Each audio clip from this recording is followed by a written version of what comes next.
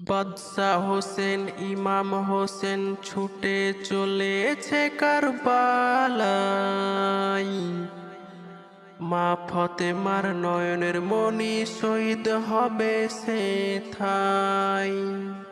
সাকিনা কাঁদে, সবাই কাঁদে, যেতে মানা করে। যুদ্ধ সেখানে চলতে থাকে, পিপাসায় ক্লান্ত হয়ে পড়ে। ঘোড়ার পিঠে থাকে তবু তীরে বৃদ্ধ হলো। সেখান থেকে মাটিতে হোসাইন লুটিয়ে পড়িল। ছুটে গিয়ে এজিদ সীমার কাটিল হোসাইনের গরদান। বাদশা হোসেন ইমাম হোসেন ছুটে চলেছে কারবালায়।